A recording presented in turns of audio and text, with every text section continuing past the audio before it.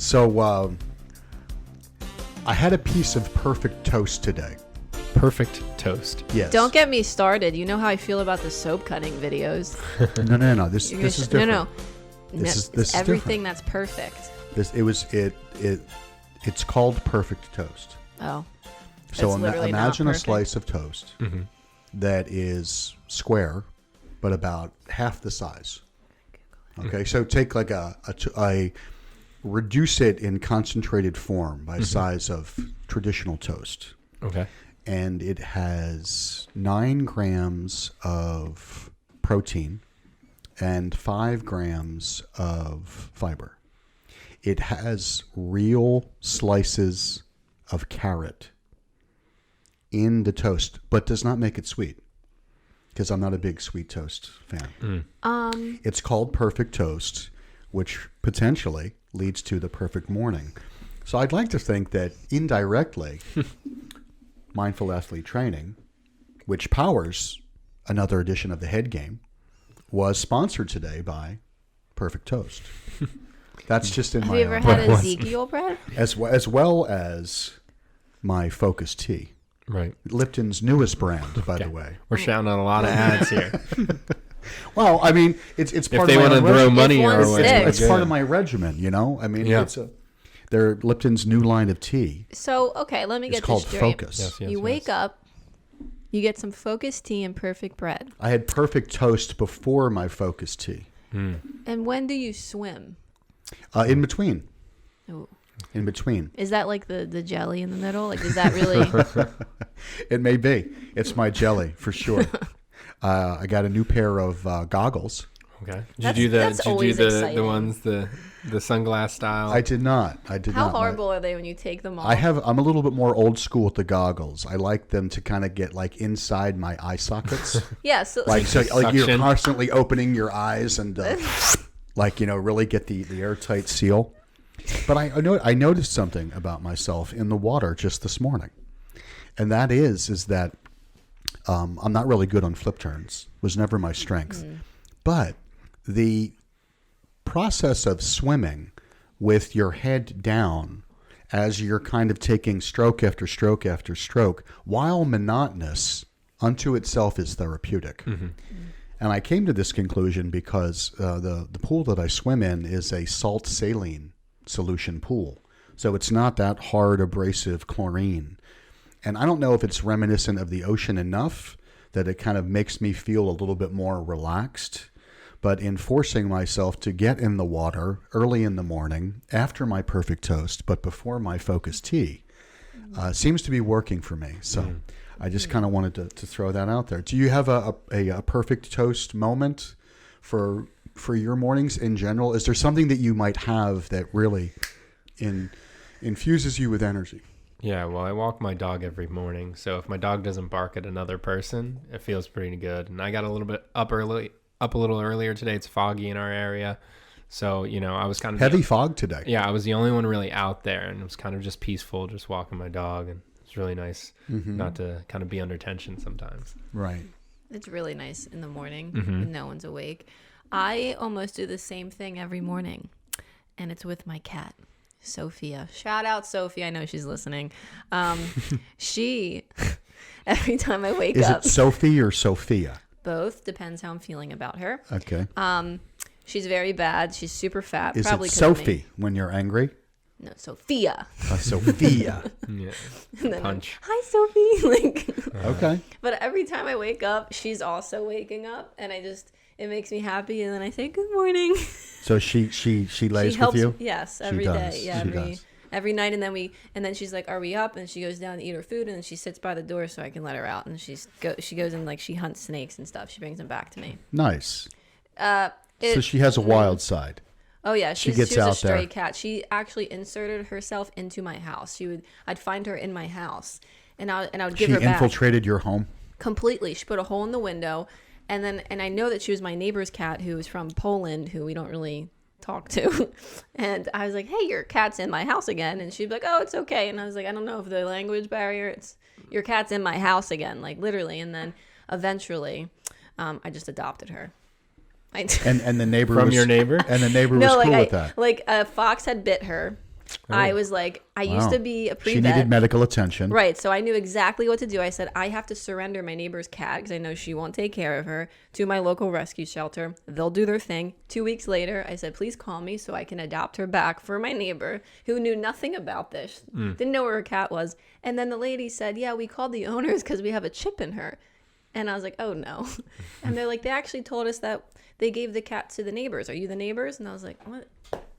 So yeah, like it's a weird story with me and Sophia, but So you have Sophia, and your dog's name is Kaya. Kaya. Kaya. Is that K-K-A-I-A? AIA. And I have Griffin. Aw. G-R-Y. Wait, I know G-R-Y. Griffin. P-H-O-N. I just because of the names. Does like, anyone know the origin of Griffin, Mr. Greek mythology? Yeah, the griffin is. What is the griffin? Is a winged beast. With Yes. the head of an eagle. oh my, so many things just attached. Is that why Think- Gryffindor is Gryffindor in Harry Potter? Yes. That it's related, yes. Oh But the concept of a griffin is a protector. So we named Griffin. My wife did to protect our two children because we all went together to get Griffin. Is Griffin a big boy? Griffin's about 80 pounds.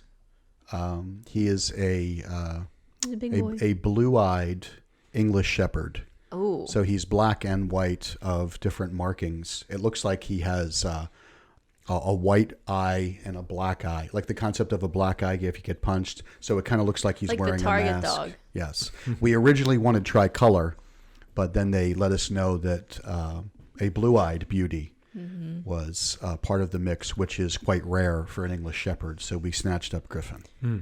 is a dog indeed a man's best friend? Yes. Yes, for sure. Does that make a cat a woman's best friend? I don't know. I'm allergic to cats. Very shifty, very unpredictable.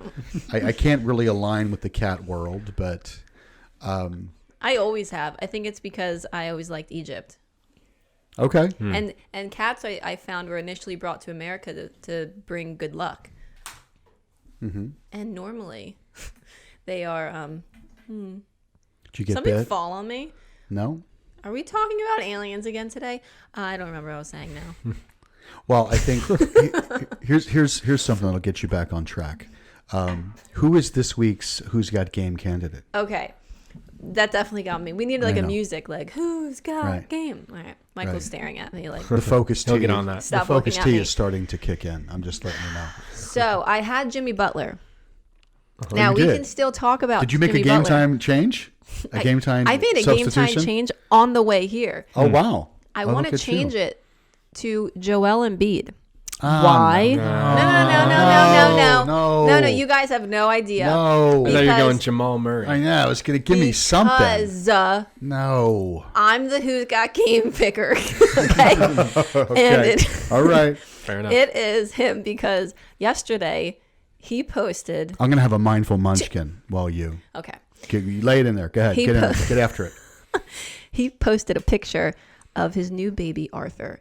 And what head game is Joel Embiid playing? Because no one knew that his fiance was even pregnant. Joel Embiid, who's a Twitter troll, has everything is life. We know everything about him. How did he manage to keep this a secret? But we can also talk about Jimmy Butler because I had an actual reason. Maybe for that picking has him. much to do with what Joel Embiid is. His value system is all about. Yeah, Maybe and Arthur. maybe in his mind, family, son is off limits. Well, he named his baby boy Arthur off after his brother who passed away. It was just nice, and I was like, "Huh." No, it was just like surprise. Here's my little boy. Right. Well, I'm gonna respect your game time switch, but I also want to bridge that into Jimmy Butler because they're Yeah. both in the basketball world. So I mean, I can explain why I even chose him in the first place. I think. Well, why did you? Why- Okay, I wasn't sure if you were gonna go back at me like that, so I took a sip. Right back at you. I chose Jimmy because he's just so interesting, like, and mainly because he's one game away from being in the NBA Finals, and Yeah, they're gonna go. Yeah, It's just so I mean, and you think Hunter of always likes to keep the the comeback alive. Like, well, yeah. Well, the team they're playing. No, never mind. That was the other team. Anyway, That's the Nuggets. Yeah. the Nuggets have been down 3-1. 3-1 for the last 2 series in this playoffs, and they've come back and won. Right. They're not going to But come that's- back against the Lakers. I know. I actually think the Lakers are going It's to going win. to be Anyway, Lakers Heat. it's just Jimmy. What had like Jimmy? Lakers sweep. And then the Heat are going to upset the Lakers and send LeBron James packing. It's really You know, funny. we've already It's a went funny through this. statement. Dr. Lee's a little LeBron hater. Yeah. Look at He him. doesn't like greatness. He doesn't Yeah, like I know. Tom Brady. He doesn't. That's why I It's respect my era, greatness. my greatness. Yeah. He's like Wow. Michael So Jordan. you just did 2 things right there. You knocked my character, suggesting that I do not adhere to nor admire greatness, but then you went after that it's got to be someone old. That was the I said insinuation. Michael Jordan. in I that know knock. it's like see the thing with the Michael Jordan LeBron I wasn't thing. even going Michael Jordan. I don't like. You're like Joe Montana over Tom Brady, right? That's funny. I'm more about what I deem, as a psychologist, the genuineness of the athlete. I'm not. I know he's the greatest basketball player, arguably in the world, potentially better than Jordan.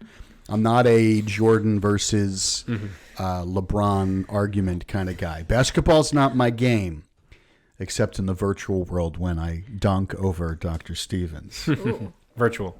Virtual. Well, it's the only world that I can compete in that game. Mm-hmm. So I'm not going to do the who is better. I just don't think that the guy's that I genuine. mean, like, I know we've had this conversation before, so we don't need to exhaust it. But I know that I've mentioned all of the nice things LeBron has done. And Dr. Lee's like, yeah. Mm-hmm. Like, he opened up a school. Founded the I Promise School. Yep. Mm-hmm. I could, yeah. Okay. See, look, he's like, yep, he did. I get it. Listen, of the the allocation of funds when you are, I can't even say a multimillionaire. I know that Jordan makes the Forbes list. He's a billionaire. And didn't he just didn't Jordan just invest in another venture? Was it NASCAR? I read something. Yep. Yeah. He Is he sponsoring a team? A single car. A single car. A single car is Bubba Wallace will be the driver. Who is the African American driver? I think the only African American Yeah. driver. At It the is time. he is the and only. the one that they found like a but the investigation didn't say it was a noose, but it looked exactly like a noose in the garage that he was in a few months ago. But yeah, they are founding his car, him along with another. I didn't know that NASCAR. it was Bubba Wallace's car that he was I love his name, right. Bubba. Wallace. Bubba Wallace. Right. I also just recently got into not NASCAR, Formula One, because of my European European people. They yeah. watch it like it's Is like there some type of like French Grand Prix? yes. Yeah, of course. I found out that there are it's Monte Carlo. Yeah. But I found out that I was like, oh, is this the Grand Prix? And they're like, oh. they're like, no, there's like a bunch of Grand Prix throughout the Yeah, year. the Grand Prix is very. I had to learn that. It's like us like saying playoffs. You know, there's just a host of games. Yeah, didn't Right. know. Started watching because my French person's best friend is Italian from Italy, so he's Ferrari, Team Ferrari, and I don't remember. I think they're McLaren is whatever. It doesn't matter. I just really got into car racing, and I was like, I found myself staring at cars going in a circle, and I was genuinely like, I was like, oh no, he's gonna pass. I was like, what has happened to me? My wife, when she worked for Kellogg's, they were involved as a sponsor with NASCAR. And she tells the story of taking a friend and sitting in the grandstand. And I guess after about 30 minutes, she was talking to her friend. And she just kind of noticed something about her face that was different.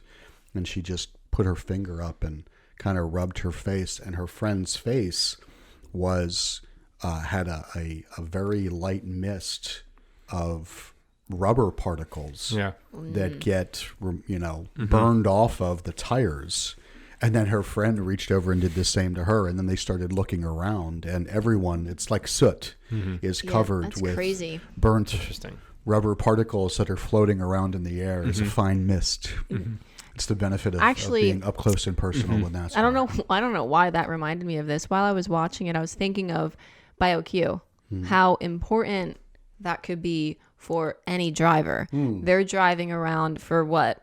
These are like a 200 Long time. Sometimes Oh, both of 400, them, yeah. sometimes 500. laps.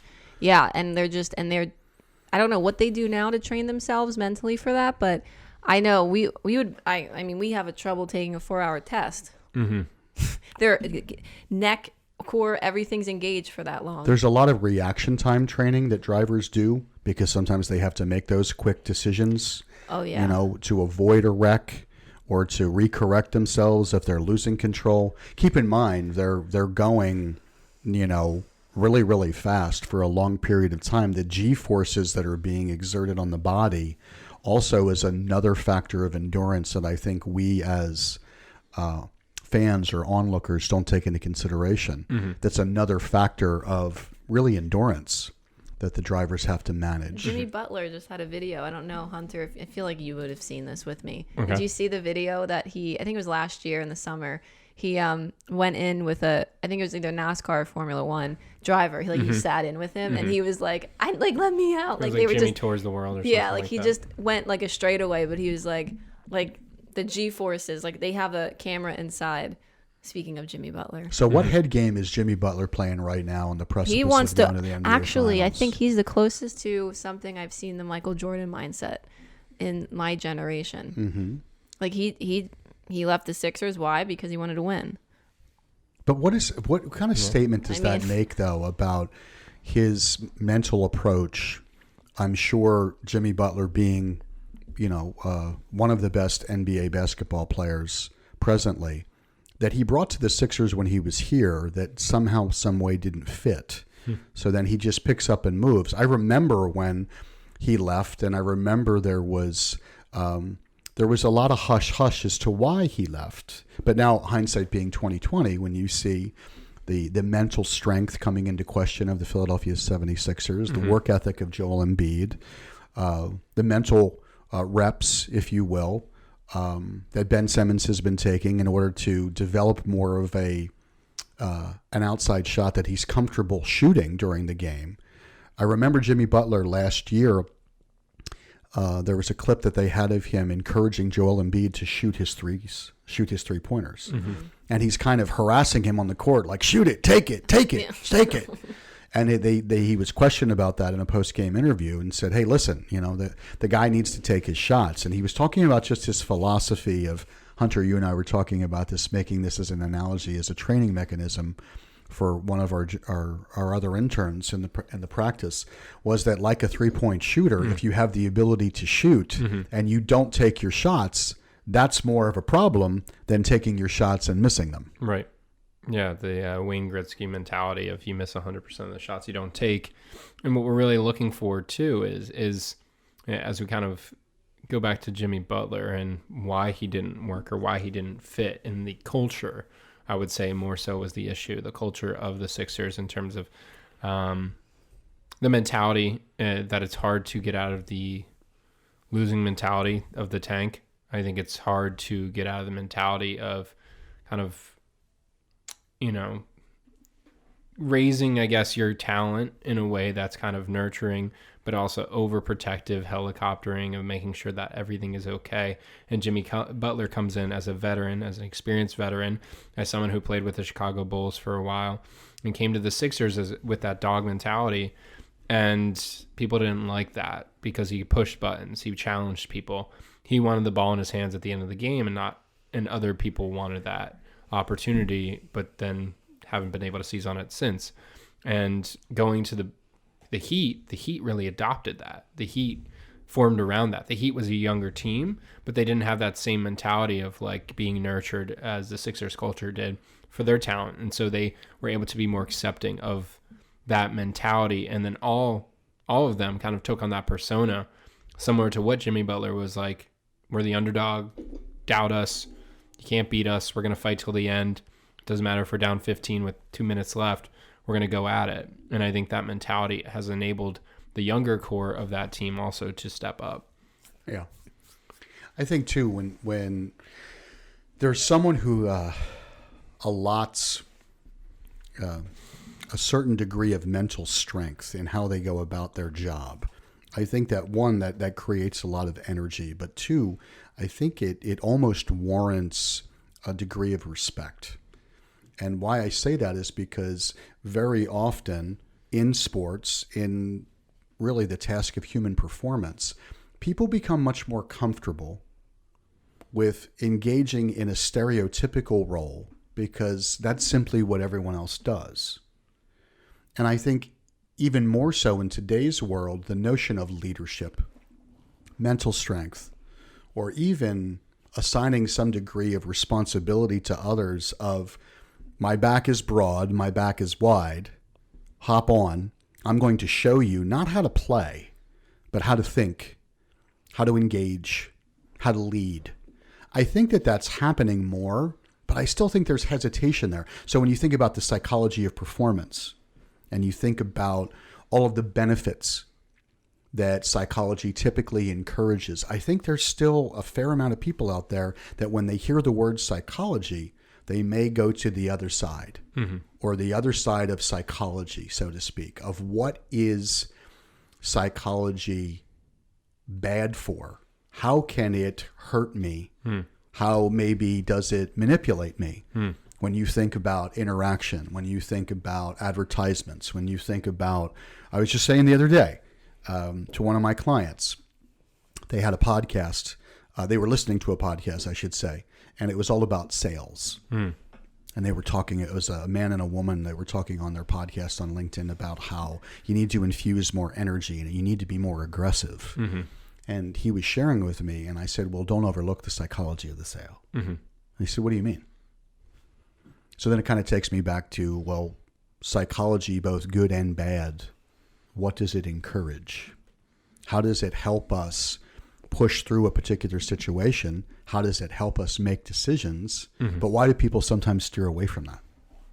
Right. Kind of the dark side of it, of terms of how do you work with people in terms of accomplishing a mission, accomplishing a goal, leveraging the individual's behaviors, the individual's thoughts, the individual's feelings, and also how do you create that for them? I may have shared this in the podcast previously, but there's a company who wanted to sell coffee, and they wanted to sell coffee to this region, but this region, no one has drank coffee there. I believe it was an Asian culture. They weren't drinking coffee. So what the company did was they created a candy bar, a chocolate-covered candy bar with a coffee filling in the middle of it. So as kids grew up, they enjoyed the coffee taste and then indulged in coffee as they got older. Sure. You talk about like a strategy. That's a long-term. That's you talk about a commitment. Right. Right. And so you're instilling that using the psychology of building behaviors. Right. Even as a child. Or practicing the notion of what we call habits. When you so often hear about smoking cessation or trying to lose weight. You know, you need X amount of time to do something the same way every single day, and then it's a habit. Well, that's all about the psychology of how you're encouraged to engage in a different behavior with slow but sure reward, with reinforcement. It's me swimming, right, and appreciating the saline versus the chlorine, which in my mind is less about swimming for exercise, and it's had but more recreational. Right. And maybe that's by design. Maybe that's why the pool is built the way that it is. Well, yeah, I'm sure when the salesman too, who was selling the pool, was saying, "Oh, it's a salt-based, so it's less chlorine, so less chemical-based. You're not going to get that smell as much. Right. It's going to be healthier for your clients. It's not as harsh on hair. Right, exactly. Which, is big, not necessarily for me. Now I'll pay the extra $5,000 to get that style versus the chlorine. Right. Even though the upkeep might be more. Right. Or to have that point of difference. Right. So what does that point of difference then suggest to the average consumer? Ooh, we are special. We're special. Right. We're different. We're well, elite. are we? Or is it something, again, much deeper? So let's talk about this other side of psychology. What comes to mind when I say that? Just in how, again, we think about this traditional embrace of psychology being good, being helpful. What's the other side? The dark side. I'm trying to figure out exactly so I can explain it and say exactly what I'm reading it from, but I can't find anything. I'm thinking of cookies, not the food. Cookies within Google, because if you were on, anything really now, if you're on Facebook or Instagram in particular, when you say something, it now gives it to you in an ad form. So if we're talking about, we can practice, I can literally do it and see what happens at the end of the show. If we talk about cat litter, I bet you if I open my phone and I open up Instagram, I'm going to have an ad for cat litter. And I'll tell you, a lot of people hate it. I actually appreciate it because sometimes I need help to find things. Like if I'm looking for like a specific shoe that I want to buy, but I don't exactly know it yet. I enjoy seeing like these extra marketing, like, well, I mean, I know that they're using my information, but I like at the same time, they've been using my information for a long time. Now it's just like clear that they're doing it. You're talking about the targeted ad. Yes, targeted ads. I'm trying to, maybe that's The target ads piss me off. See, you and I'm the only one who's like, Why? Because I understand why it's happening, because they're watching me, because they are consuming my information, and I don't like that. I don't want something to pop up that I know is consistent with how I might have behaved earlier.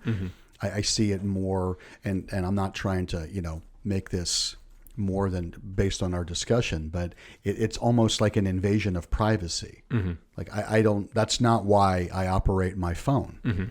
When it's clear to me that information is now being planted as a seed, which helps Jessica to perhaps go out and buy cat litter. I know why it's there, but that lends itself more to the disadvantage of psychology.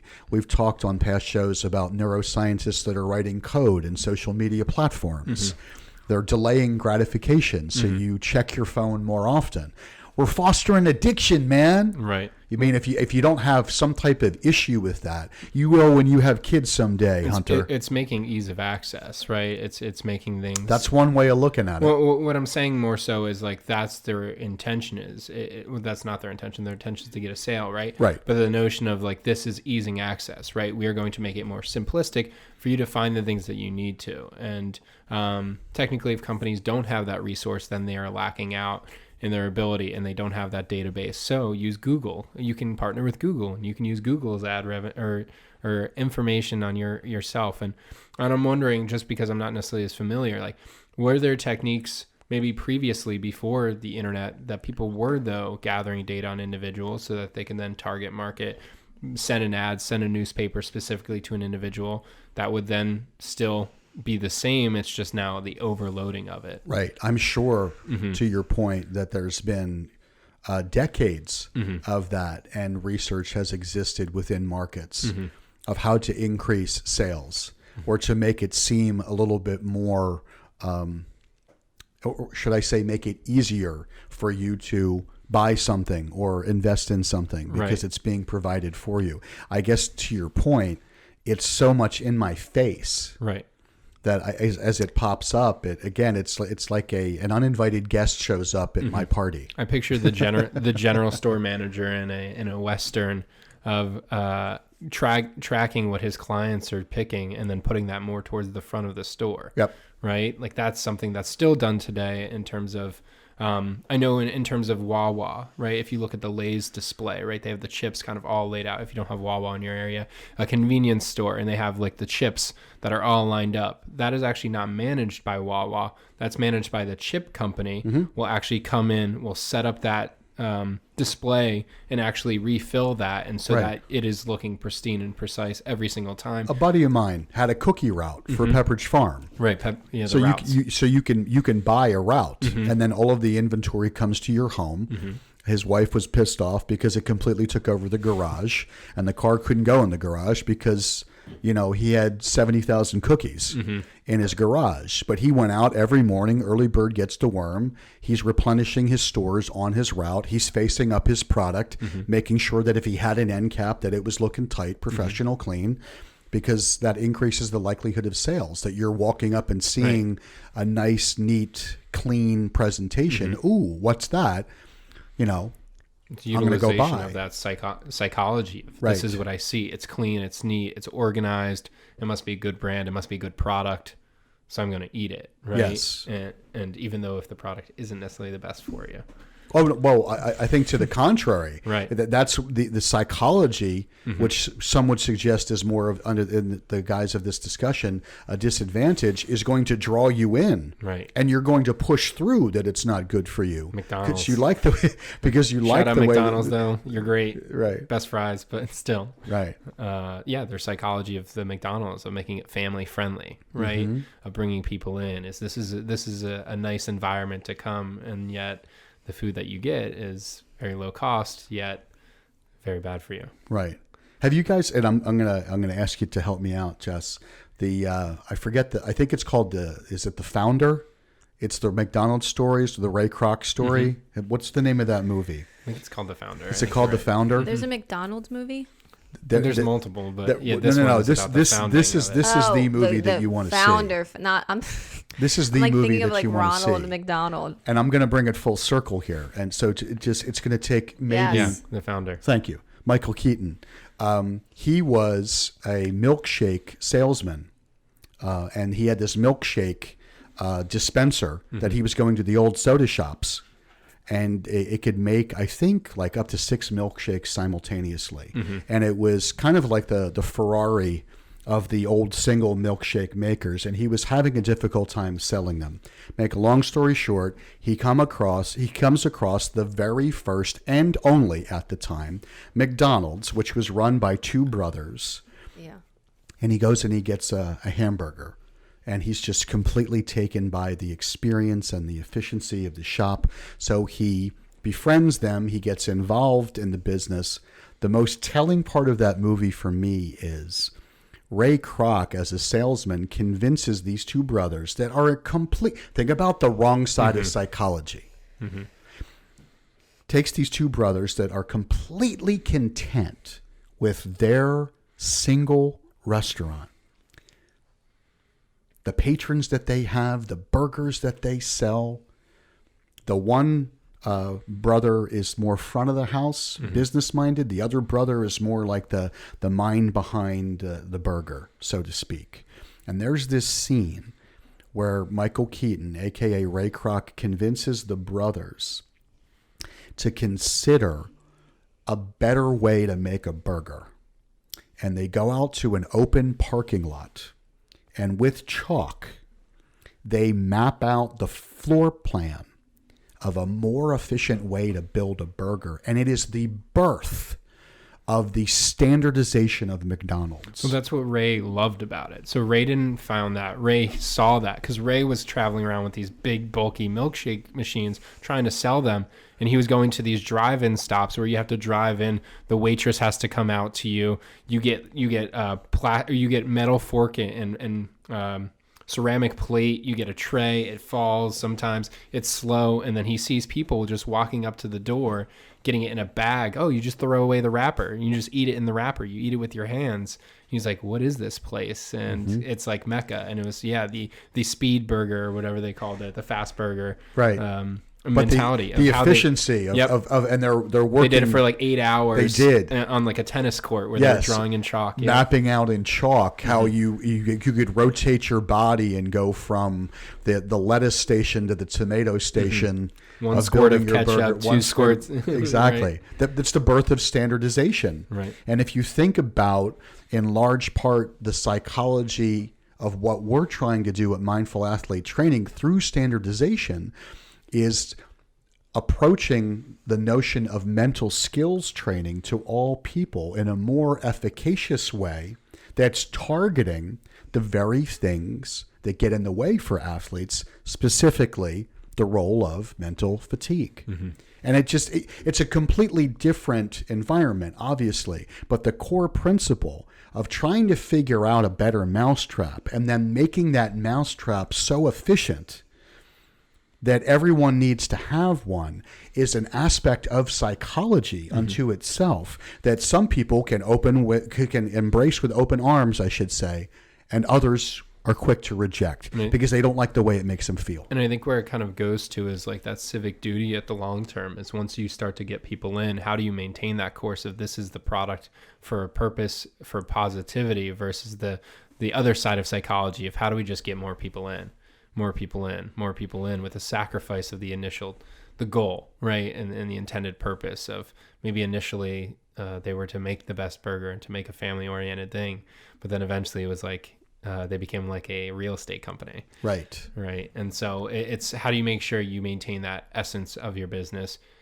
Is that business, right? And is that maybe more apparent today to make sure that you're doing that civic duty? And to better understand the true negativity of how psychology can lead to bad outcome, you need to watch The Founder and see how the movie ends, because it does not end well. Mm-hmm. And the notion of Ray Kroc, the founder of McDonald's, when you get a little taste, so to speak, of how that went down, from its inception, when he stumbled across the McDonald's brothers, because that's why it's called McDonald's. Mm-hmm. It was the McDonald brothers. Stole the name. He stole the name, stole the concept, made it his own without permission. Mm-hmm. And you want to talk about the impact that psychology has that is not good for what we do, our industry. That's case in point. Mm-hmm. I have a question for the doctors. So we're thinking of, I think we're talking about subliminal messaging a lot. And when you think of subliminal messaging, it's basically advertisements that affect your behavior that you don't know you don't realize that it's affecting your behavior. So I know that throughout training, and I'm getting it now, you get like pounded on ethics. Is this actually ethical? Because the consumer doesn't know that it's happening to them. Is that psychologically ethical? They ultimately ethical? make the choice. Of course it's ethical. They don't, though, because they're looking at a McDonald's sign saying, "Huh." And then they look at it again, and then a month goes by, and they're like, "You know what?" They're at home. They're like, "I think I want McDonald's." I think that's not in place of the right to choose, which I think is what Hunter is saying. Mm-hmm. But I do because see it's them doing it. But that's psychological. I do see your point. It's the condensation on a Coke can, right? As you open it, the pop, the fizzle, right? It's the styrofoam burger that looks like a real burger in ads that makes like, I needed that perfect looking burger.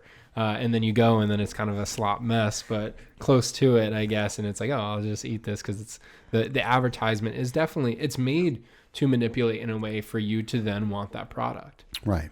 That's the intention of it. And you're talking about ethics. Unethical. We should be calling it ethics as perspective, right? I don't think from the so. company's perspective, I'm speaking on clinical psychology standpoints. If you're conducting a research and you're looking at things like that, I'm just saying.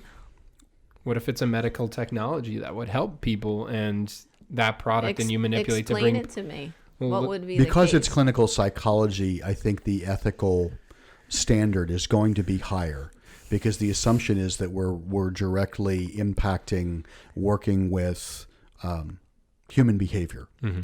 So while I understand your point, and there's a part of me that does agree that the underlying sentiment, back to the styrofoam burger, because I can't let this go. So my wife used to work in food marketing.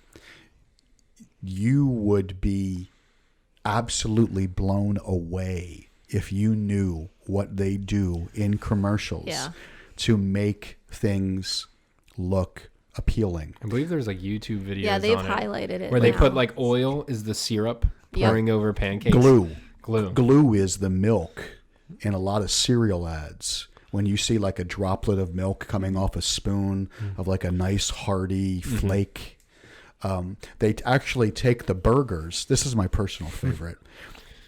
To make the burger look completely uniform in the front, whatever burger has been cooked, they slice it down the middle and then fan it open from the back, so that the whole burger has an underlying edge like it's of like roll. outside of it. Yeah. Right. So there's a whole wedge in the back part of the burger that's completely vacant. It's just unique things like that. Again, the other side of psychology, you're trying to make it look the most appealing, but you're being deceitful. You're being dishonest. So yes, you still have a choice on whether or not you go to McDonald's versus Wendy's, but Well, there's a Netflix special right now. I think it's getting pretty popular. It's on I think it's on like called Silicon like Valley. yeah. What is it? Oh, I was thinking of something else. What are you thinking? I was thinking of, I think it's called The Social Dilemma. The Social Dilemma. Yes. Is that what you're so talking it's about? the same Okay. thing. Yeah. So Social Dilemma is about it brought like founders from Apple, from Google, from Facebook, from Instagram. Yeah. Here's a trailer. When you go to Google Oh, we and get to type watch a in trailer? climate change is, you're going to see different results depending on where you live and the particular things that Google knows about your interests. That's not by accident. That's a design technique. This is What I want Netflix. people to know Social is Dilemma. that everything they're doing online is being watched, is being tracked. Every single It's an action invasion you of take privacy, is man. Carefully monitored and recorded. It's to make your life better. The dark People side think of social Google's just a media. search box. What And about Facebook's just a social place to media see what my isn't friends are dark? doing. What they How don't about that? realize is there's entire teams of engineers whose job is to use your psychology against you. Ba-boom. I was the co-inventor of the Facebook like button. I was the We can president. basically Facebook like stop button. Twitter. There were How's he doing? I wonder how he's doing. happening Oh, around you know, the my $1 billion. world I'm because really- of these platforms. I think we were naive about the flip side of that coin. We get rewarded by hearts, likes, thumbs up, and we conflate that with value and we conflate it with truth. A whole generation is more anxious, more depressed. I always See, think. thank you for pausing on the anxious and depressed, because now I'm going to get fired up as a parent. Right. I am. I always think, when do people start talking about this stuff? Is it after they make their first 100 million and then they're like, oh, you know what, our ethical duty? Right. I know Or- they've been trying to or- fix it now. or- No, definitely. Like they took away likes on Instagram, but it doesn't matter because you still see views. you see views. So they're trying to figure it out, and they're too far down there. Like That's no one's gonna because use it. kids are killing themselves, and I'm not saying it's because of social media or Instagram or Snapchat, but we are a grossly reactionary society. Yeah. We are only reacting because bad shit is happening. That's the only reason why we're doing what we're doing. It's the only reason why these guys and gals are going on there and saying, well, in hindsight, we didn't really look at the other side of that coin. You knew exactly the other side of coin was there. You just chose not to look at it because it was not consistent with your narrative. Thank you, Podcast Mike. We might have to bring him in a little bit Yeah. to this conversation. He'd love to be in it. I'm going to have a munchkin and decompress. Right. Should Yeah, we you're choose getting out of this? fired up. I've been wanting to choose out of this hat for like. Let me do my mindful tip of the Oh, week yeah, to we kind of never get us did. all settled in. Hunter, you Let's get us never back. did your segment. To bring me back down. Right. Okay. I'm going to pull it up. I think the munchkin might we offset the So- mindfulness, so- but I don't know. So this is going to provoke some thought. I almost did actually a mindful eat if I knew the munchkins were here, maybe in the future. Mindful But this is called How Do You Know? It's a little bit of thought provoking. How do you know you are breathing? It's a good one. When you're having trouble, Yeah, I would agree. ba-boom. That's a really good answer. Do we have because like you a don't think about ba-boom? it. Like, do we have We sound need bites? drops. We need drops. That's yeah. a note to the producer. I want sound bites. Yeah, we definitely need sound. I need like a list of things. I want to see it up on the screen. I want clear icons. I want to be able to choose. I agree 100%. I only noticed my breathing and began Call me to Veruca. look I want it into now. mindfulness because I figured out what anxiety was. Right. It was like, no one ever just like happily stumbles across it. So I was like, okay, let's what is it? Why is my heart rate going up right now? And then, yeah, it's definitely noticed it I'll give you an example. negative. While swimming, I like to think that I used to be able to do a non-breather lap, right? Olympic-sized pool. Non-breather. Oh, Just kind of keep your I head get it. down. Just head down the whole time, right? I can't do that anymore. So I try to go as many strokes as possible. And right now that's 8. Because if I do that 3 times, it's 24 pulls, which in my mind is what I need to do one length of the pool. So it's 24 pulls. But the more that I swim, as my endurance gets tested and my heart rate is up, the back third of my workout, I will hit 4 in my mind with my face down, and there will be a very small, tiny moment that clinically we could call the onset of panic, that I don't have enough air and I can't get to 8. And you know what I do? I break it to 6. It's just a little Right. mind thing that I do. So to answer your question more functionally, as it relates to me during swimming, I become more aware of my breathing when there's a problem. Aside from what I do for a living and trying to teach, proper breathing, using the diaphragm, all that good stuff. Well, that's the thing, right? It's the intention of it and recognition of it, right? It's not something we pay attention to because we can take it for granted because how automatic it is. And only when it is pressured, when it is troubled, when you don't have it, when you're living in wildfires or somewhere with smog, you don't really recognize that troubled breathing or that challenged breathing until you really feel it or you see it. And this is something that we can pay attention to and be mindful of. How do you know sound? How do you know it? I mean, I'm going to go with the same theme as before, is I only really pay attention to sound when something that I hear I would deem more violating. That is loud or like the screech of tires. You associate that screech with hearing the impact. Then you go to when there's an accident, sometimes people get hurt. Did someone get hurt in that time? So then I become much more in tune with maybe I should be more aware. Also, too, larger point, because I have presently all of my senses that are available to me, Right. I'm not going to pay as much attention to all of them equally as if versus one of them were not available to me. Right. Not being able to hear or to see, because I think there is that natural overcompensation that we make. I take sound in a completely different way. When I think of sound, when I really hear it, is when music for me, and it probably like any type of music, whether it's classical to jazz to something with words in it, I really feel sound because it literally moves me to tears. I get chills. Like the reaction I get from sound is really what I hold on to. But also, like I guess if something bad's happening, somehow, some way I can hear from a mile away. Like I tune in quickly, Right. so I can figure the out. cocktail party where everybody's Jessica. Yeah. Right. I'm like, what? Right. You kind of hear that. You hear that with your Right. your other ear. So I need to kind of do my 2 weeks in a row. We are somehow, some way symbiotically connected. So I'm thinking. I very rarely stay up and watch movies during the week. That makes me sound, I know, very old. Because if I get rocked into a movie that I enjoy, then I you're stay up up. too late, and then I wake up early, and I'm tired, and I'm disgruntled, and then it's just not good. Last night, I stayed up and watched Philadelphia. Tom Hanks, Denzel Washington, Well, very we'll laugh powerful fast, movie. yeah. But let me tell you, as for all of you loyal head game listeners out there, please go out and watch Philadelphia, because it's all about AIDS and HIV and discrimination. Tom Hanks plays a lawyer, Josh Beckett, who gets fired from. It's also, by the way, it's also filmed in Philadelphia. Bruce Springsteen has a lot of original works throughout it. Very powerful soundtrack, even more powerful movie. I believe Tom Hanks won the Oscar, if not nominated.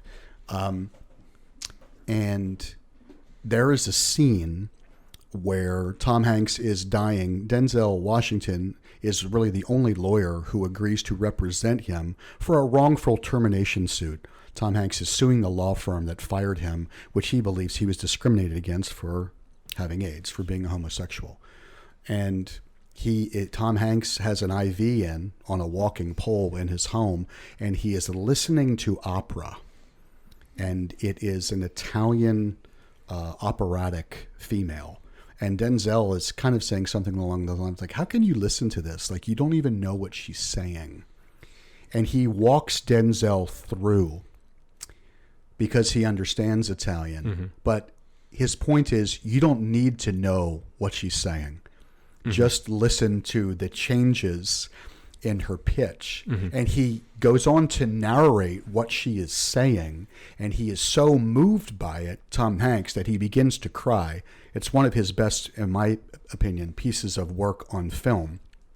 And then Denzel is so taken by Tom Hanks' reaction to Tom Hanks' experience of music that Denzel is dumbfounded. It's a very powerful movie. And here I am watching Tom Hanks get upset with his interpretation of the music, which is making me upset watching Denzel getting taken by Tom Hanks' reaction. It was a very powerful thing. So as you were speaking of how with you and you're listening, and as it relates to music and brings you to tears, that was a thing that I didn't consider earlier. Yeah, the Gladiator soundtrack. Yes. Don't even play that. I know. Look at Michael. Yeah, he's doing his little type. Don't you dare. that just like, I don't know what happens. Father to a murdered son. Well, the leveraging of psychology, right? Husband Of to a murdered wife. the emotions that actors do, right? Actors leverage their psychology or the emotional reaction to then elicit that within their audience as well. Right. Right. And that's not deemed necessarily a dark side. One more symbiotic, because we're just on a roll. I don't know if you know this. I created a mental rehearsal CD plan for a professional football player. I remember this using the Gladiator soundtrack. There we go. It also reminds me what you're talking about too is in, Elysium, I believe, is one of the opening songs. Is in Shawshank Redemption. In when he kind of locks the warden out and starts playing music Good over call, top, Hunter. right? And they don't know what she's saying, but it evokes this "we are human." All of the prisoners hear it out in the yard. Yes. Yep. And Morgan Freeman is narrating. Yeah. We didn't know what the hell those two beautiful women were saying, but it didn't matter. Right, exactly. Right. No, great call. And so how do you know? How do you know you are breathing? How do you know sound? And how do you know sensations in different parts of your body? And so what I really want you to do, and you can do this at home as well, is just rest your attention there for the next few breaths. Focus on your breathing. Focus on the sounds. Focus on the sensations in different parts of your body. You don't have to do it all at once. You can slowly work through it. But this is something that you can do throughout your day to just bring yourself to be a little bit more mindful of the different things around you.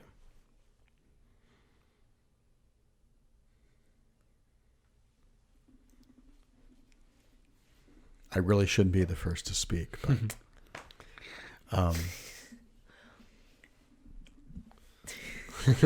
Nothing. no, I'm engaging in my exercise. Yeah, I I don't know if we need to reflect. No, on I had it. closed my eyes. Allow yourself to have your own experience. And Hunter, your voice was a very good guided meditation. Whatever tone you went into. Yeah. Right. For like 1 second, I was slightly into meditation. So Hunter's finding his mic. now close your eyes. Yeah. Yes. Now close your eyes. The other side of psychology, again, I think for so many ways, hypnotism, how it impacts people. You see, like, the person who, goes backstage for 20 minutes and comes out clucking like a chicken. Or my personal favorite is they get so hot they have to take their clothes off, or they're so cold that they're sitting there shivering. Again, is that a form of manipulation? Yes, they're agreeing to that, or they're giving themselves up to that experience. How does psychology play a role in human behavior throughout the course of daily living that might be bad? Question. Now this may or may not answer your question. Please don't forget it. I'm sure Hunter has a really good answer for it. When you were speaking before, when I think of the dark side of psychology, my mind immediately goes to history. It goes to like things like the Tuskegee case or study, the Tuskegee study. And I just think of like, look at my head, it's all in ethical dilemmas. Do you want to explain that for our listeners' point of view? Just so the Tuskegee study, so they can have a better sense. Was basically actually happening, I believe, in World War II time. Yeah, it was happening in what's the start date? 1932, is that what that says? Anyway, they white researchers, I'm saying white because they went into one of the poorest towns in, where is it, Alabama. And it was kind of like they basically manipulated them. They said, hey, they were doing the syphilis case. And they said, if you have syphilis, and if you don't, we're going to use you for a study. And in return, you will get free healthcare. So they all happily participated. This study actually went on for 40 years, like literally through the civil rights movement. I think it ended. Yeah, 1972, Yeah. 1932 to That's one hell of a 1972. longitudinal study. Right. And it just ended because a member who was in the study. So, by the way, thinking of how long it is, syphilis, they found out that penicillin throughout this time actually cured it, and they refused to give these patients, for the study purposes, the penicillin. So, if they, and a lot of participants tried this jump towns and say, like, I have syphilis, and like they were told, because it was government run, this was public knowledge, this research, if you see any of these participants, you have to, like, you don't help them. So they would get, like, not only not help them, but they would get shamed for even trying to get medical attention. It was just a very I mean, if you think of ethics, this is the number one thing that starts to be highlighted. Right. And I don't know why, when I think of the dark side of psychology, it goes back to this, then you think of Nazi Germany. Well, I think you're right in terms of dark side of psychology. I think a lot of, if we're going ethics too, I think in the past there were a lot of what would be deemed now very unethical kind of studies that helped enable us to understand psychology of people today and the workings of it, or at least give us the foundation of psychology. Right. Can really be deemed some of the unethical things is putting people through their limits, putting people in pressured situations, putting people in uncomfortable situations, and enabling them to uncover that, right? I think about the the Milgram experiments with the shock. That's one of my favorite experiments. Based on compliance, as we talk about Nazi Germany, right? We could talk about, obviously, the Stanford prison experiment. We can put these into the of when someone is in a uniform, the abuse of power that we're still seeing today. Where you start to adhere more to the prescribed roles. The experiment that you speak of is, a handful of volunteers were asked to either play the role of prison guards or prisoners. And I think it was scheduled for an extended period of time, and it was actually suspended. Yeah, after like 5 days. Prematurely, like 2 weeks, because there were days. riot-like behaviors. The prisoners refused to eat. The guards became abusive. So the psychology of that moment absolutely consumed them. Let me take a full step back, though, because sometimes, Hunter, Jessica, I just don't really like to talk about traditional clinical psychology, because I do that all day long. Yeah, but this is. Do you know what I thought? No. Well, hold on. Bear with me. You know what I thought of about the psychology, the wrong side of psychology? Don't ask me why this popped into my head. Probably it's because we've been engaging in a lot of different types of movie recollections. I thought of public execution. When you go back into history. Mussolini. Right. Well, let's go back even farther. One of my favorite movies, Braveheart. William Wallace. A.K.A. William Wallace. And he was a rebel. His wife was murdered, and that really pissed him off. And he evoked a rebellion that actually drove back the English, and actually was the first Scot to invade England on English soil. So it's a wonderful tale. It's riddled with monumental aspects of history, but I don't want to ruin it for those of you who have not seen it. But there is a public execution scene, and I've mentioned this before. At the time period, you had to go if you were deemed a traitor, you had to endure excruciating levels of pain, which was associated with your purification. And the penance. Yes. And then if you were, destroyed enough morally, emotionally, psychologically, and you asked for forgiveness, then they would just simply cut off your head. But I got to think about public execution. What do you think really? Why did public execution first start? Okay, I don't know the answer, but I'm going to tell you my thoughts on it, just to put that Well, out I there.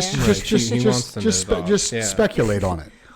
There's no right or wrong. Public execution, I think, is for the person in charge to show their superiority, saying you went out of line, and I'm going to show all of you what happens when you do that. Exactly. It's to set an example. Yeah, exactly. It is and I'm going to make this late too. I just might. We should implement this in Mindful Athlete training. I'm going to do it. Damn it. It's to instill fear.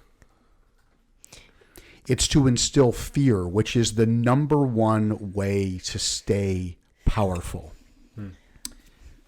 North Korea. COVID. We already had the conspiracy talk. No. It's this is not a But conspiracy talk. I'm talking about the fear in which people live in every single day in almost October 2020, when public executions, as far as I can tell, in this part of the country, stopped a long, long time ago. Fear is the number one thing. When you want to talk about the other side of psychology and the factor of manipulation, the factor of to actually feel some level of persecution if you don't abide by the rules consistent with the fear message. So much of that is going on now. We're getting to the point. Yep. You know? This is it. So Right? much of that is going on. Is that like the essence of parenting? This Fear. like psychological manipulation with your child saying, Be fear. more specific. Yes. I'm in charge. I used to say to my kids all the time, will behead you. My son's 17, my daughter's 15. This was the running joke in my family until they were about 7 and 5. When they did something that I didn't necessarily approve of, I would give them an example of why they should do what I thought they should do, and they would listen intently. Because I've been known to kind of tell a slightly dramatic story in my day, and they would listen intently, and my son would always go, "Daddy, how do you know that?" And I would look at him dead, and I would go, "'Cause Daddy knows everything." And he would go, "Really?" And they would just listen. And I kept saying that and saying right that then and doing and there, that and you doing that. became the god. And then one day I said that, and my son said, "How do you know that?" And I said, "Because Daddy knows everything." And Dane went, my son's name is Dane. He goes, "No, you don't." Did you laugh or what you did? That was it. Is the loss of Yeah, you lost. And of course, my daughter was present, so she got the learning curve benefit 2 years younger. I'm like, damn it! I could have ridden If this, only we were this living ride. back then, it could have been off with your head. So, but Dane. to a degree, it's the same premise. It's if you step out of line and you don't abide by my law, the law, common law, societal law, you're afraid. And that's what's driving so much of, forget your personal stance on to what degree COVID is a reality. Forget your personal stance on the numbers and to who is vulnerable and to what degree. The premise is alive and well. We see it in our clients. We're getting new phone calls. The nature of COVID fatigue, which is popping up more and more in research, is the mental disposition that people are under because they're tired of being tired. And you know what they're tired of being tired about? They're tired of being afraid. Mm-hmm. They're tired of feeling controlled. We don't have our outlets. We don't have our mechanisms to engage in process of change the way in which we typically do. And I think the other side of psychology, not only has it been promoted, but it's been instilled. Well, I could keep going and going. It's Someone shut me down. Oh, no, I think you're right. I think it's this Focus Tea is nice, though, well, by the way. It's the Lipton's newest product. Hashtag Give us a Focus call. Tea. Well, it's the shepherding into the slaughterhouse, if you will. Oh, Right? Which just led me to a Walking Dead Right. moment. That part. Are you a Walking Dead guy? I watched the first 3 seasons, But did you see? Did you see the? the season that has that part? I don't think you did. No. You would know what I'm talking Right, about. right. I'll follow it up. Okay. Go. But it's just, fear, push, and it's then saying here's the outlet that's going to be your relief in some way, and it's the fear missing out, right? The fear of not doing something, the fear of feeling inadequate or inferior, right? This product is better than this product, so if I'm drinking a Coke and you're drinking a Pepsi, no favoritism, but shout out Coke. Right? It's like, well, Coke is better, right? That's always the mentality of better. You fear the worst. You fear like not being a part of the better aspects of it. And so fear is definitely a driver of those elements of it. The fear of being judged, the fear of missing out. Yep. But at the same time, what you're saying too is that fear can push you enough. And if you have that courage, right, to push past that, that's when revolutions occur. That's when people start to push back. That's when people start to get fed up, and then that's when things get violent. And What do you think the riots are all about, well, people? I saw an interesting thing saying you can't be peaceful if you're not extremely violent. If you can be extremely violent, then you can be peaceful. If not, you're just you're just harmless, right? So you can't really be peaceful unless you're willing to push back and do revolution, right? Because then you're choosing to be peaceful, It's deep, man. right? There's some depth there. That's the deep end of the pool right there. Right. We always tend to go full circle, and this is for the extreme listeners of the Head Game.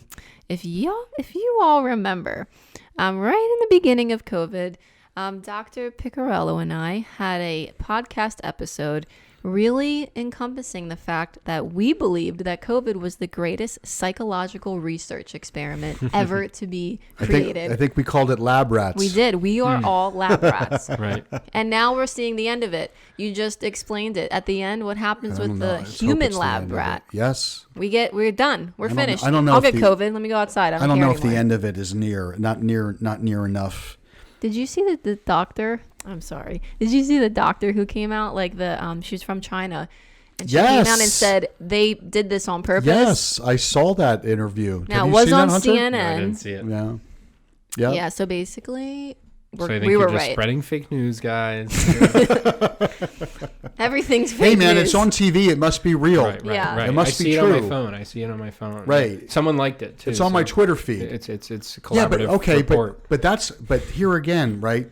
Back to the social media, back to the likes, back to someone else liked it. What do we all look at? What are we guilty of when we look at YouTube? What's the first thing The that you likes. look at? Views. Views. Oh my God, 1.4 million views. This must it's be it's legit. it's Joe Rogan Experience. It's JRE. When you go, how many subscribers does he have? Anyone know? He's a lot. 10 million? Yeah, he's I a don't lot. know. I think it's like 5, like 4 and change. Okay. But my point is you look at that and you go, holy shit, this guy has got to be reinventing the wheel. This guy has got to be good. What is he doing? What does he have to say? What does he know that I don't? That's the wrong side of psychology. Right. Because what are we doing there? We're making an assumption.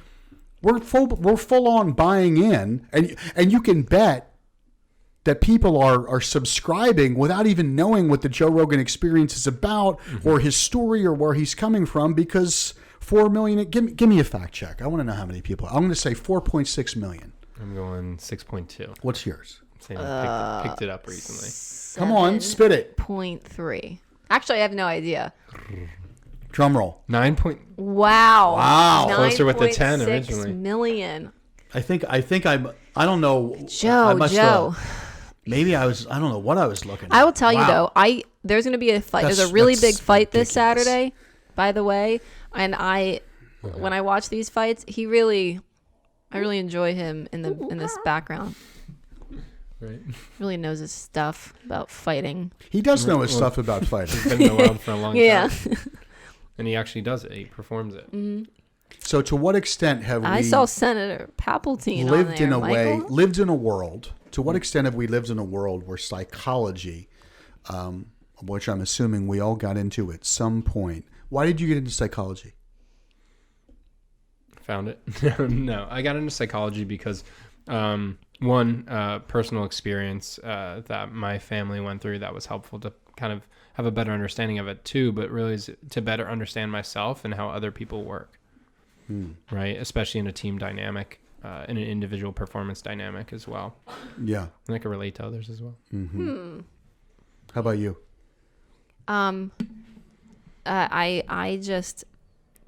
like to question everything, and I want to, and I didn't do well Stop. enough in school to be like an astrophysicist. So I kept going down until I found one that I actually performed really well on tests that I Right. could like really make a career out of.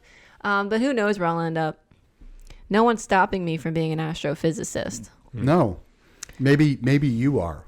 Maybe you're stopping Talk about yourself. the negative side of psychology. Yeah. We are our own worst enemy. That's why I looked into sports psychology. I saw that firsthand with a lot of elite players who no longer are playing. The performance aspect of trying to help people kind Yeah. of push through. Well, That I allows really my- like being my- uncomfortable. Sorry. Similar to what you were saying, because you wanted to be like a zoo psychologist or something like that, animal Yes, psychologist. animal behavior. There was definitely a time in my life where I was interested in marine, and I wanted to look at like how marine teams work, and then embed that if there would That's be really if cool. their behavior would be effective in a human dynamic standpoint.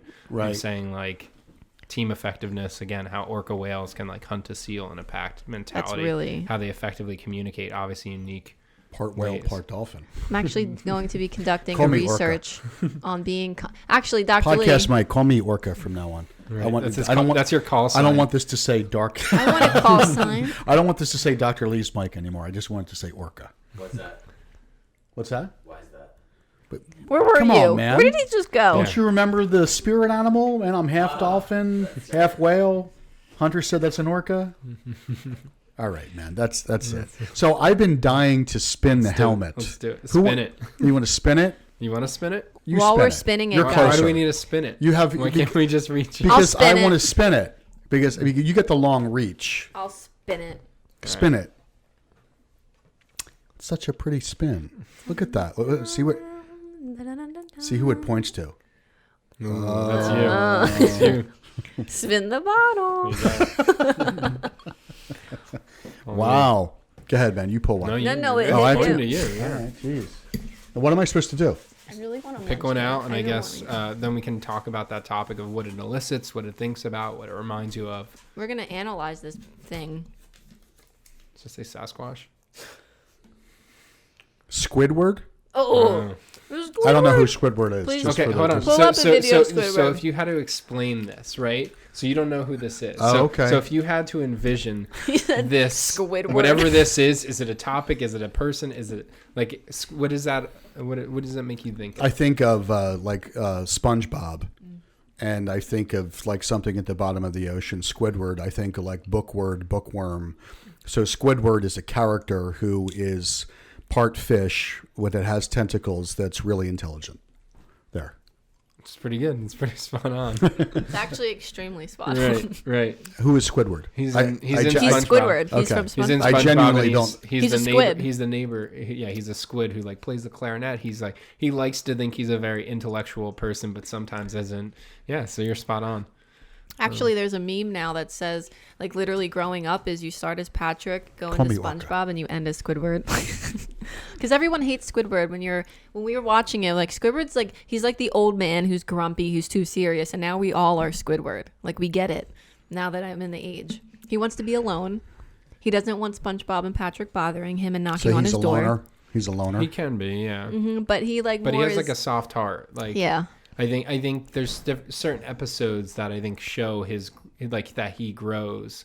You know, where he has like an arch nemesis at one point from like school back in the day, right? The And- Squidward, the other and- squid and has so a he- turtleneck on. Sorry. Yeah, so he's always trying to prove himself, but like he works at a burger joint, and so like he's like kind of embarrassed, and then he tries to get these people to play in a band, pretty much. And he's like, "Oh, I have a band too," but they're awful, and then they Michael, have can to, you pull up the band? and then they have to perform at the Super Bowl. That's Actually. the best video. I want the Super Bowl one, by the way, not the practice. Play that up, please. Sweet. And Just for so- all our listeners at home, we the head game budget took a hit a couple of weeks ago. We have hold on, this is just the instrumental. we need the sorry. whole. There So it is. this is them at the Super At the Super Bowl. So this is him performing, thinking they're going to be terrible, but the team. this is Squidward. Yeah, Yeah. can you pause that for a second? Squidward's the composer. So Squidward's the composer, and they were practicing. They were awful, and so he kind of throws his wand down Yeah. and walks out. And I know it's not a wand, by the way. Music people yeah. can comment below what it actually is called. And he walks out, and then the group says, you know, Squidward Wand. does so much for us, like. And they end up staying the whole night and practicing, and he's unaware, so he thinks they're going to be terrible in front of his arch nemesis. Go. Thank you for saying nothing. This is really one Just of let the it play. highlights. Just of let it Squid- play. Make it big. I can't see it. New flat screen TV in Yeah. Head Game Studio, by the way, for you, See, he's you folks at nervous. home. That's Squidward? Yeah.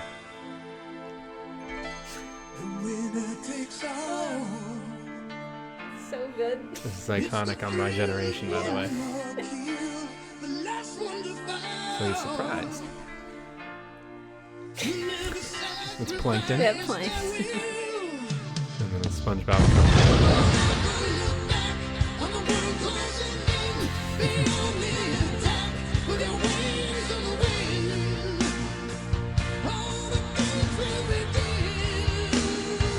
It's very Van Halen. Yes. Oh, yeah. Is that who it is? Uh-huh. Is it?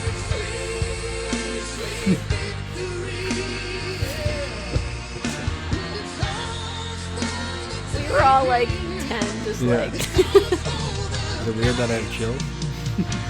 It's a little Sound. weird. I'm telling you, it's full circle This is again. iconic. Sound.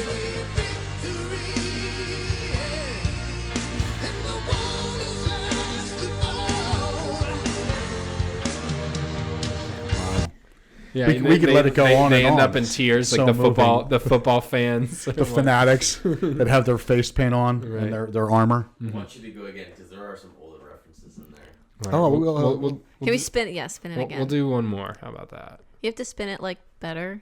Because Oh. we got time. We could always revisit it, Oh, right? Sorry. This will be a thing we do on occasion. There you go. Here we go. Oh, There- God. There's some I'm not a good spinner. There's some Do you need older help? ones. So he's saying that you wouldn't. All right, There you go, Jessica. Jess. Okay. Let's Spin the helmet. There's always one of the most anxiety-ridden things I had to do in school Read. because I always wanted Spin to the get. bottle. No, Come on, let's that elicits anxiety for all of us. I don't think I've ever really played spin You've the bottle. never played spin the I bottle. was always like, I just didn't hang out with the crowd. I was like a little. Where's the? I'd like look. You ever play spin the bottle, man? Yes, I did. Yeah. Whatever. And I guess you guys were cool. It was I the got girl the from whole- Canada. No. You know, like you know her. Right? I met her in Niagara Falls. Yeah. You don't know her. What's that from? We are analyzing. Ah. We are psychoanalyzing the Hulk. Oh wow. Aggression. So yeah, when he gets really, so he needs his aggression to kick in, but he has to be so in control of it that he becomes the Hulk, or is it just that he just freaks out and he? Well, no. I always think it's an remember now. interesting. I always think it's an interesting dynamic because he is fully capable as an intelligent person. What is? He's a doctor, right? Yeah, he's Yeah. like a expert in gamma radiation. He's a scientist. Scientist. Yep. And then eventually gets exposed. Does to anybody know the Hulk's real name? Lou Yes. Ferrigno? No. Bruce Banner. Very good. Yeah. Is it Bruce or David? It's Bruce Banner. Is it Bruce? Uh-huh. Okay. Guarantee it. Oh, look at Hunter dropping the guarantee. I feel like he knows. Right. That's my blind white coat. Right. I agree.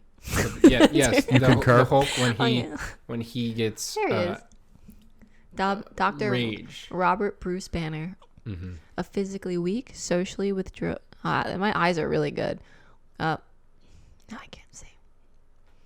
What's interesting so about the technically Hulk, his name is Robert. what I was trying to say that I didn't actually Banner. say, is that when he gets very angry, he becomes the Hulk, but he needs to be able to control it to come down from the Hulk because he'll just be destructive.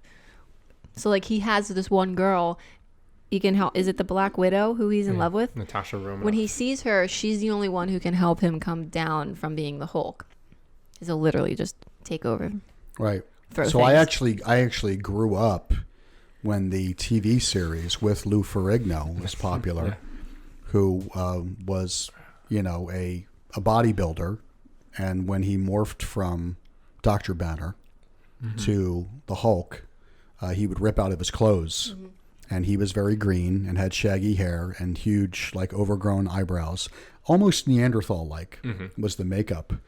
But what I always found a wonderful dynamic about the Hulk is he was a walking dichotomy based on his physical appearance, but who he really was emotionally. The Hulk is actually a very tender creature.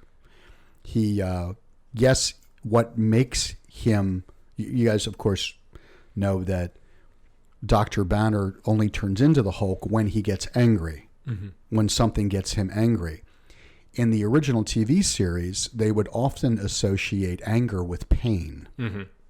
So it wasn't as if he was kind of hanging out and someone said something or did something. It was like, because he was a drifter, he would go from town to town, like with hitchhiking, Right. with some very sad music in the background. And he would have trouble. Someone would, he'd get into a bar fight. He would constantly say, like, please. And the whole, tagline was, you don't want to see me when I'm angry. So it was anger that activated it. But once he was the Hulk, it was more about, at least this is how I received it as a child, he was constantly trying to avoid conflict, and his heart was always on the right side of things. My point being, the Hulk psychologically is really a societal manifestation of us all feeling misunderstood. That is what is the Hulk's Right. core. Even in the more recent ones, it's him like kind of he'll be like nice to whoever the female lead is, and then he'll get like shot from like the military, Right. and then he gets upset and like chucks a tank at somebody. Exactly. And it's like he's the bad guy kind of thing. Right. Yeah, I'm not portraying him as a pacifist, but No. his What heart. I'm saying is that exactly. Yes. Is that like the misunderstanding of this big scary thing dangerous? Right. Like, as I tried to teach my kids, don't ever judge a book by its cover. Well, the Hulk is just that. He's judged based on his appearance. And why do you think he's green? I've never thought of that. Interesting. I've never thought of that. Me neither. I've never Maybe gamma radiation. I've never considered his color. Inspired by Frankenstein. Okay. Well, now like Frankenstein is another. Jekyll and Hyde. Yeah. That's another one. Definitely. Frankenstein's really interesting.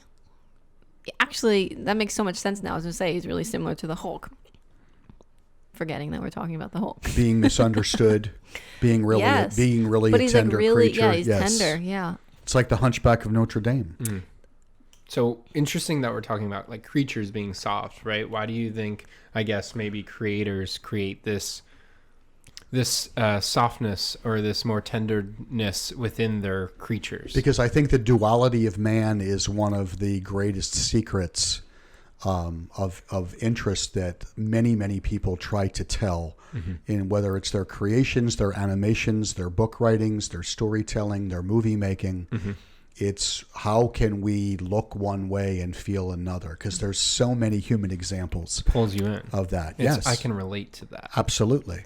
It activates a greater sense of belonging in the audience because you start to identify with nuances of that character. I feel sorry for him or her and the pain that person is going, or that character is going through. Yes. Versus this is just a monster going on a rampage. Right. That you can connect with it more. You can feel for it more. Consistent with like the other side of psychology of what that statement that you just made, Hunter, activated in me is when I went off to Lehigh to be a psychology major and try to play college football.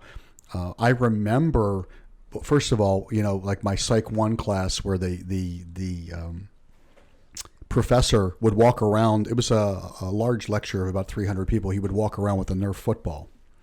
And if he caught you napping, he would launch the ball at you. And it kept everyone on their toes. But I was probably maybe one of 15 or 20 males in a lecture of 300, strongly dominated, saturated by women. And I not only was I that minority as a male, but I was even more of a minority of the way that I looked. So to kind of go back to the Hulk character, when you start to identify with how you can be judged by how you look, which is very indicative of a lot of the things that's going on in modern society right now, when you feel out of place, you tend to overcompensate because you want to be accepted. I remember going to, and this will make you laugh, I remember going to my statistics professor to try to explain why I was going to miss class because we were on a travel trip down to William and Mary in Williamsburg, Virginia, where we were leaving campus on a Thursday. And I had my excuse, and I was all prim and proper, and I said, "Excuse me, professor, but I have my excuse, and I want you to know that, I don't want to be, penalized for not being here." He's like, "Well, you're not going to be here, right?" And I said, "Yeah." He's like, "Well, it doesn't matter what excuse you have." And I remembered how small he was, and I remember being conscious of my height. and actually making Hulk. my feet wider, base, and kind of cross my arms in sort of a closed off way to try to better communicate with him. Because I was trying to literally change my physical appearance because I just had this sense of not connecting or not belonging. Again, the role that psychology plays, one side or the other. I know that we're coming to the end, but it really makes me think of something that's actively happening in my life right now. My mom has been a psychiatric nurse we're talking about. It's mean to say the dark side of psychology, but mental health. That's one of the darker. That's one of the darker sides. So for sure. she's been for like the last 30 plus years a civil psychiatric nurse, and tomorrow is her first day moving to the forensics in Norristown State Hospital, which actually looks like a scary movie. Tough. That's where she works now, and she's moving to Building 51. Yes. And she is, and she's like, it's just really interesting because she's like people who work in that specific domain, she literally goes to bed to Paranormal Activity shows. She watches like, and I'm like, do you not get enough at work? Yeah. Like, and so she's going. It makes her feel at home. So so she's tomorrow going in here, and and it's just so interesting to think about those types of minds. Was that actually a photo that said asylum? Yeah, I saw asylum. Yeah, it's been around for a long time. Yep. So parts of this is haunted, which obviously makes my mom happy, I guess. Just looks like a big scary place. I've never been We're watching Ratched on Netflix. Have you guys heard of it? Nurse Ratched. They made a whole Netflix. It's #1 on Netflix right now. It's her One Flew Over the Cuckoo's Nest. Yep. That's my mom. My mom is Nurse Ratched. Right. So I don't know why. Maybe doesn't she like kill people? I don't know. She does have a meaner streak to her. But she's she in that. Definitely does. You mean she's in the same environment as well, Nurse I guess Ratched. okay. So my point with the Nurse Ratched reference, my mom actually. Now I know lays all down the law. Yeah. Yeah, she's been. No, she doesn't. No. She's been here. She's been there. Like I said, for like she knows the people. They don't leave. That's her people, and they're all. I can bring them up, but I'm not going to. I don't know if it's. I don't think it's confidential. But there's a man who murdered every one of his wives, multiple wives. He took his pregnant wife, killed her, took the baby, the unborn baby out, put a dead cat in. Like, these are the minds that she's working with, because he over his stay, since she was on the civil side, his stay in the prison was up. Like, his life sentence, or not life sentence obviously, but his sentence was up, so they move into this other part. His level of committal. Right. Yes. So and now that she's leaving, extent, I should say, I know these people. Like, she knows them by name. She brings them like someone she'll bring them like M&Ms. Like, I will go as far as say, like, she loves them. Like, these are her people for the last 30 plus years, and she's leaving, and they are so sad. They're like, her name's Lynn. They're like, Nurse Lynn, are you really leaving us? Like, these people who have, like, you would think these dark minds, and she hugged them. They're like, can I have a hug? And she's like thinking, like, I don't think I'm allowed to do this, but okay. And like, she did, and she's like, she's really upset. And I don't think there's necessarily a list of rules on the wall in those types of facilities. Like, their minds whether your comfort with doing that or not. So mental health being that dark side, Yeah, for sure. But it's the dark side. My whole point was the Hulk. These people asked, they're sad. They actually are some crying like, are you really leaving? Well, we don't like the other nurses. They have the ability to, people who have SMI, serious mental illness, have the ability to feel sadness, to feel those human emotions that we naturally connect with. Unfortunately, it's associated with a very small window of mental awareness, mental acuity that we would deem more acceptable, whereas the mass majority of the time they're perhaps in, as we can speak to our conversation from last week, a different dimension of how they're thinking or how they're operating. Right. They are people. They've had their own lives. They were a baby at one point as well. Right. They've had their grown-ups. They've had their experiences. They just have been dealt either a bad hand or have kind of had serious mental illness, which is difficult. For sure. The one that she hugged literally got pushed out of a window when he was 3, and he became a child pedophile. I was like, really? This is the one out of all of them that you're going to hug? He's like, he always asks about you. And I'm like, can you not talk to me about... Since you were 3. We are coming up on the 90-minute mark, which we have never done on the Head Games, so I think it's about that time. Oh, yeah. I'm Dr. Lee Piccarello. Dr. Hunter Stevens. And Jessica. Sorry, I got thrown off with that music there. Thanks for everyone who's taken the time to weigh in on what we're talking about. Another edition of The Head Game, powered by Mindful Athlete Training. Thanks so much for watching, for listening, and we will talk to you next time. Bye-bye. Squidward.